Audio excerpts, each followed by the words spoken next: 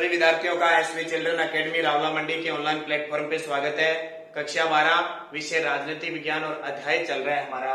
आज हम तीसरा अध्याय की बात करेंगे, उसका नाम है संघीय न्यायपालिका। ध्यान रखना, तीसरा ऐसा नहीं है क्योंकि हम खंड वह पढ़ रहे हैं और उसकी इकाई 1 पढ़ चुके हैं, दूसरी इकाई का तीसरा पाठ है ये। तो कई विद्यार्थी ढूंढते रहते हैं सर ये कौन सा पाठ हो गया। ये पाठ आपके 2 चैप्टर हैं, दूसरा तो है भारतीय संविधान और पहला है और जैसे राजनीतिक व्यवहारिकता के बारे में दिया है। दूसरा चैप्टर हम शुरू कर रहे हैं, उसमें इकाई दूसरा का तीसरा पाठ है संघीय न्यायपालिका। पहले हमने कल पढ़ा था राष्ट्रपति प्रधानमंत्री पढ़ा था, मंत्री परिषद पढ़ी थी, शायद आपके सारे समझ में आ गई। आज हम बात करते हैं संघीय न्यायपालिका। ठीक है, मैंने जब स्टार्ट किया था तो मैंने आपको एक चीज बताई थी कि सरकार के कितने अंग होते हैं। सरकार के अंग मैंने बताए थे 3, बताए थे ना, याद होगा कौन कौन से। सरकार के 3 अंग बताए मैंने, कौन कौन से देखो। सबसे पहले मैंने बताया व्यवस्थापिका, कौन सा, व्यवस्थापिका बताया। दूसरा मैंने आपको बताया कार्यपालिका, बताया था ना, और तीसरा बताया मैंने न्यायपालिका। 3 चीजें मैंने पहले बता दी थी, लेकिन अब यहां थोड़ी गौर करने वाली बात है, क्या चीज बता रहा हूं मैं। व्यवस्थापिका, कार्यपालिका, न्यायपालिका, 3 चीजें बता रहा हूं। हमने पढ़ ली व्यवस्थापिका के अंदर क्या पढ़ ली, संसद पढ़ ली। संसद में हमने 3 चीजें पढ़ ली, लोकसभा हमने पढ़ी, राज्यसभा हमने पढ़ी और राष्ट्रपति हमने पढ़ा। क्या तीनों चीजें पढ़ी कि नहीं पढ़ी, याद है कि नहीं आपके। तीनों चीजें हमने पढ़ ली, याद है क्या। लोकसभा हमने पढ़ ली, राज्यसभा हमने पढ़ ली, राष्ट्रपति हमने पढ़ ली। फिर हमने कार्यपालिका में किसको पढ़ा, संघीय कार्यपालिका। अभी संघीय कार्यपालिका पढ़ी पिछले अध्याय में। हमने इसमें क्या पढ़ा, राष्ट्रपति को, क्योंकि राष्ट्रपति दोनों में आता है हमेशा, व्यवस्थापिका में भी आता है, कार्यपालिका में। राष्ट्रपति को पढ़ा, प्लस इसको सहायता देने के लिए प्रधानमंत्री व उसकी मंत्री परिषद को पढ़ा। पढ़ा था कि नहीं पढ़ा था, याद है ना आपके। ये चीज व्यवस्थापिका जो कानून बनाने का काम करती है। कुछ विद्यार्थी मेरे नए जुड़े हैं, उनको बता देता हूं। व्यवस्थापिका का काम होता है कानून बनाना, जिसको हम क्या कहते हैं, पार्लियामेंट, संसद कहते हैं। संसद के 3 अंग है, सरकार के 3 अंग है, संसद के भी 3 अंग है। लोकसभा सदन, राज्यसभा सदन और एक राष्ट्रपति, जो इन दोनों सदनों का सदस्य नहीं होता है, फिर भी संसद का अधीन अंग है। ये जब कानून बना देते हैं तो इसका काम होता है कार्य करना। ये दोनों आपस में मिलकर काम करती है, ध्यान रखना, दोनों मिलकर काम करती है, उसको कहते हैं संघीय कार्यपालिका। इसका जो प्रधान होता है राष्ट्रपति होता है, लेकिन वास्तविक काम कौन करता है, प्रधानमंत्री और उसकी मंत्री परिषद। ये पढ़ा था ना 74, 75, ये सारी। देखो, इसने कानून बना दिया और ये कार्य करेगी, ये तो बात ठीक है, दोनों मिलकर काम करेगी। इसने जैसा भी कानून बना दिया काम करने लगे। लेकिन न्यायपालिका हमेशा स्वतंत्र होती है। न्यायपालिका क्या होती है, स्वतंत्र। ऐसे नहीं इसने बना दिया, इसने बना दिया, ये जैसे कहेगी वैसे कानून काम करेगी, नहीं करेगी। ये कैसा कानून बना रही है, ये कैसा कार्य कर रही है, उस पर नियंत्रण रखने का, क्योंकि ये दोनों काम किसका कर रही है, संविधान के अनुरूप काम कर रहे हैं ना। अब अगर ये दोनों किसी भी प्रकार से संविधान के नियमों का उल्लंघन करती है, तो उन उल्लंघन जो गलत नियम है उनको रोकने का काम कौन करती है, न्यायपालिका। यानी न्यायपालिका क्या होती है, स्वतंत्र होती है। इन पर इनका किसी का कोई दबाव नहीं होता है, न कोई प्रधानमंत्री, न कोई मंत्री परिषद, न कोई।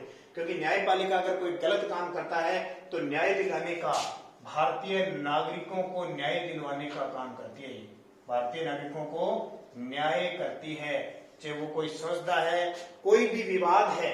अब जब इन दोनों में विवाद हो जाए, किसी राज्य के बीच विवाद हो जाए, कोई भी विवाद है, चोरी का, डकैती का, मृत्यु का, सीमा विवाद का, कोई झील का, कोई मंत्रियों का, कोई देश, किसी भी प्रकार राज्यों के अंदर कोई भी मामला होता है, निपटारा कहाँ होता है, न्यायपालिका में। इसलिए इसका नाम क्या है, न्याय करना।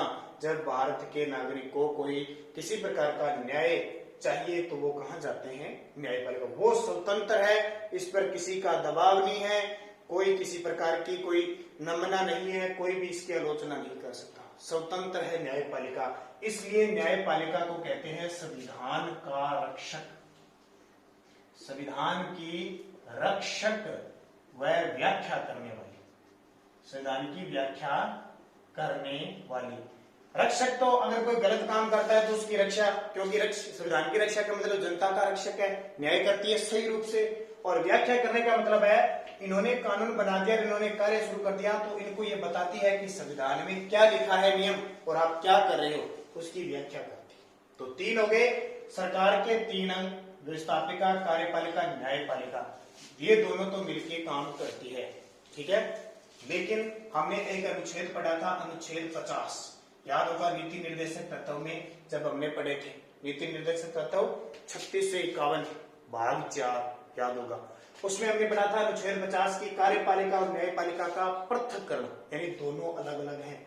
इस न्यायपालिका पर किसी का भी दबाव नहीं है, स्वतंत्र है, निष्पक्ष है, निष्पक्ष न्याय करती है, किसी बाहरी दबाव को सहन नहीं करती, और हमारे देश में न्यायपालिका का सत्ता है। समझ में आ गई बात। अब न्यायपालिका के बारे में पढ़ते हैं, क्या होती है ये संघीय न्याय। समझ में आ गई, समझ में आ गया बात। इतनी बात समझ में आने के बाद ये चीजें मैंने क्यों बताई, ताकि आपको पता लगे कि न्यायपालिका, कार्यपालिका, इनका सिस्टम क्या है, ठीक है। न्यायपालिका में न्याय, एक प्रधानमंत्री को सजा हो सकती है, एक मंत्री को सजा हो सकती है, एक पुलिस वाले को सजा हो सकती है, क्योंकि वो स्वतंत्र है, उससे कोई मतलब नहीं कि ये प्रधानमंत्री है, ये मंत्री, इसको सजा नहीं होगी। अगर कोई संविधान के विरुद्ध काम करेगा, नागरिकों के प्रति गलत काम करेगा, उसको न्याय सजा मिलेगी, ध्यान रखना, न्याय में। अब देखिए बात आती है संघीय न्यायपालिका की। हमारे देश में एक तो होता है उच्चतम न्यायालय। कौन सा होता है? उच्चतम न्यायालय। अब बात आती है उच्चतम न्यायालय। कई विद्यार्थियों की कंफ्यूजिंग रहती है, क्योंकि इस पाठ में कुछ नहीं है, मेन चीज समझने वाली है। कई विद्यार्थी समझ नहीं पाते कि सर आपने उच्चतम न्यायालय लिख दिया, कोई बोल देता है इसको सर्वोच्च न्यायालय। अब क्योंकि कंफ्यूजन, सर सर्वोच्च न्यायालय, कोई बोल देता है इसको सुप्रीम कोर्ट। देखो उच्चतम, उच्चतम का मतलब है, हम पढ़ते हैं ना उच्च, उच्चतर, उच्चतम, अंतिम है, इससे ऊपर हमारे भारत में न्यायालय नहीं है। सर्वोच्च, सर्वोच्च ही है, अंतिम है। और सुप्रीम अंग्रेजी में है कि सुप्रीम, SUPRE, यानी MME, सुप्रीम कोर्ट, ठीक है, MME, सुप्रीम। सुप्रीम का मतलब सुपर है, बस इससे ऊपर कहीं न्यायालय नहीं है, इसने जो फैसला सुना दिया वो होता है। तो संघीय न्यायपालिका में सबसे बड़ी कड़ी आती है उच्चतम न्यायालय, इसी को कहते हैं सर्वोच्च न्यायालय, इसी को कहते हैं सुप्रीम कोर्ट, कोई भी नाम ले सकते हो, ठीक है। और ये, इसकी बात करूं, ये भारत में एक ही है, देश में कितने हैं? एक, देश में एक ही है। इसका मुख्यालय यानी है कहां पे? दिल्ली में। है कहां पे? नई दिल्ली में। इसकी स्थापना कब हुई? 1950। कब हुई? 1950। इतनी याद रखना। हमारे देश में उच्चतम न्यायालय, सर्वोच्च न्यायालय, सुप्रीम कोर्ट देश में एक ही है। कहां है? दिल्ली में। स्थापना कब हुई? 1950। याद रह जाएगी ये बात। अब देखो उच्चतम न्यायालय से नीचे आता है, ये तो एक हो गया देश में। अब हमारे राज्य कितने हैं? 28 राज्य। वर्तमान में राज्य कितने हैं? पहले कितने थे? 29। एक घट कौन सा गया? जम्मू कश्मीर। क्यों? क्योंकि केंद्र शासित प्रदेश में 28 राज्यों के अंदर जो न्यायालय होता है, क्योंकि ऐसे तो है कि हर लोग जाके सीधा सुप्रीम कोर्ट में चले जाएंगे क्या? नहीं जा सकते। सुविधा के लिए नीचे से नीचे कोर्ट बनाई गई है, इसको कहते हैं उच्च न्यायालय। उच्च न्यायालय, देखो ये उच्चतम, ये उच्च, यानी अगर हमें न्याय यहां नहीं मिलेगा तो हम कहां जा सकते हैं? उच्च न्यायालय, उच्चतम न्यायालय हो गया ना, उच्च का उच्चतम। इसी को कहते हैं अंग्रेजी में हाई कोर्ट। हाई कोर्ट नाम आता है ना, सीधा कह देते हैं हाई कोर्ट। इसी उच्च न्यायालय को क्या कहते हैं? High court. हाई कोर्ट का बड़ा नाम है सुप्रीम कोर्ट। हो गया। ये अलग अलग राज्यों में अलग अलग है, अलग अलग राज्यों में अलग। हम अपने राजस्थान की पढ़ेंगे जिसकी स्थापना 1949 में हुई थी। इनका अलग अलग राज्यों में अलग अलग मुख्यालय होता है, ठीक है। हमारे देश में 28 राज्य है, लेकिन वर्तमान में हमारे देश में 25 उच्च न्यायालय है। कितने हैं? 25 उच्च न्यायालय। कई राज्यों के दो इकट्ठे। जैसे गोवा है तो गोवा का क्या बनेगा? गोवा का मुंबई केंद्रीय है। अब और बताऊंगा, इसके नीचे होते हैं जिला न्यायालय। क्या होते हैं? जिला न्यायालय। जिला स्तर पर जो होते हैं वो जिला न्यायालय होते हैं, जिसका न्यायाधीश कौन होता है? जिला कलेक्टर होता है। जिला न्यायालयों के नीचे होते हैं मुंसिफ, ये अधीनस्थ न्यायालय। अधीनस्थ न्यायालय, और अधीनस्थ न्यायालय के नीचे होते हैं मुंसिफ, या जिनको मजिस्ट्रेट के रूप में कहते हैं। आप कभी तहसील में गए होंगे, तहसील में गए होंगे, आपको याद होगा तो आप तहसील में गए होंगे, उसमें लिखा आपको, जब तहसील में जाओगे एसडीएम का जहां कार्यालय होता है ना, उसके पास लिखा होता है मुंसिफ मजिस्ट्रेट न्यायालय। यानी हमारा क्या होता है, मान लो छोटी सी बात बताता हूँ, किसी ने किसी की हत्या कर दी या चोरी कर दी या डकैती कर दी, ठीक है, मान लो चोरी डकैती, हत्या ही मान लेता हूं मैं सीधा, की न की या डकैती, चोरी डकैती मान लो या कोई और मामला मान लो, हत्या डकैती का, उसने की नहीं की, लेकिन सग के दायरे में उसको पकड़ लिया। सबसे पहले कहां जाते हैं, थाने में ले जाते हैं, थाने में ले जाते हैं। हमें पढ़ा ना, बंदी प्रत्यक्षीकरण पड़ा था, 24 घंटे तक थाने में रख सकते हैं, उसके बाद में यहाँ ले जाया जाता है, 24 घंटे के अंदर मुंसिफ मजिस्ट्रेट, यानी वहां का न्यायाधीश कौन होता है, एसडीएम होता है।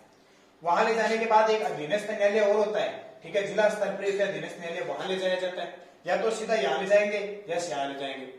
यहाँ ले जाने के बाद जब यहाँ अगर उसको सजा मिल जाती है तो ठीक है, क्योंकि अलग अलग प्रावधान है, जुर्माना अलग अलग होता है, अलग अलग, फिर यहाँ ले जाया जाता है। अगर तब तक मामला यहाँ चल जाता है, ठीक है, नहीं तो जिला न्यायालय में जिला कलेक्टर होता है न्यायाधीश, वहां ले जाया जाता है। वहां भी अगर मामला नहीं सलटा तो उच्च न्यायालय में जाया जाता है। जैसे हमारे राजस्थान का हाईकोर्ट कहाँ पे, जोधपुर में है ना, हाईकोर्ट जोधपुर में। यहाँ मामला सलट गया तो सजा हो जाएगी। फिर यही भी नहीं हुआ, क्योंकि जो अपराधी होता है ना, वो आगे से आगे न्यायालय में जाता रहता है, याचिका लगाता रहता है। अगर यहाँ भी नहीं हुआ तो लास्ट कहां जाएगा, उच्चतम न्यायालय। उच्चतम न्यायालय जाएगा, इसने जो फैसला सुना दिया वो मानना पड़ेगा, चाहे फांसी की सजा है चाहे मृत्यु दंड है। यहां सुना दिया, इसके बाद अगर किसी की पहुंच होती है तो वो राष्ट्रपति से अपील कर सकता है। अनुच्छेद 72 के तहत राष्ट्रपति से क्षमा याचना की शक्ति पड़ी थी ना पिछले वीडियो में, उससे कर सकता है। जैसे आपने सलमान खान का नाम तो फिल्म तो देखते हो, सलमान खान ने एक हिरण को मार दिया था, चिंकारा जिसको, ठीक है, उसका मामला सबसे पहले यहाँ गया। यहां जब लोगों को न्याय नहीं मिला तो लोग यहाँ गए, यहां न्याय नहीं मिला तो लोग यहाँ गए। यहां से क्या किया, अभी आप कुछ दिन पहले उच्चतम न्यायालय ने सलमान खान को ब्री कर दिया था, लोग कहां पहुंच रहे हैं, सुप्रीम कोर्ट चले गए। यानी जब तक न्याय नहीं मिलता लोग ऊपर जाते रहते हैं, और अब ये सुप्रीम कोर्ट का जो अंतिम फैसला आ जाएगा वो अंतिम माना जाएगा। तो पहले तो मैं विवरण मैंने आपको बताया कि सबसे बड़ा हमारे देश में क्या होता है, उच्च न्यायालय। उच्च न्यायालय से नीचे होते हैं राज्यों के अंदर जो न्यायालय होते हैं, किसके अंदर, राज्यों के अंदर जो न्यायालय होते हैं वो होते हैं, राज्यों के अंदर न्यायालय कौन से हो गए, उच्च न्यायालय, हाईकोर्ट जिसको कहते हैं। फिर जिला न्यायालय होते हैं, कौन से, जिला न्यायालय होते हैं, जिलों के अंदर होते हैं। फिर अधीनस्थ न्यायालय होते हैं, और फिर मुंसिफ होते हैं। इस तरह की प्रक्रिया चलती है। सबसे बड़ा उच्चतम न्यायालय, सर्वोच्च न्यायालय देश में एक ही है, मुख्यालय नई दिल्ली में, स्थापना 1950 में, और उनके नीचे होते हैं उच्च न्यायालय। हमारे देश में 28 राज्य है, लेकिन वर्तमान में उच्च न्यायालय कितने हैं, 25 उच्च न्यायालय। इस तरह की बातें लिखे हो, जब एग्जाम में आपको नंबर देगा, ठीक है। फिर नीचे जिला न्यायालय। अब बात हम कर रहे हैं, इस पाठ में सिर्फ संघीय न्यायपालिका की बात है, उच्चतम न्यायालय, क्योंकि जैसे जैसे पाठ आते जाएंगे ना, आगे राज्यों की हम बात करेंगे तो राज्यों के अंदर आ जाएगा ये।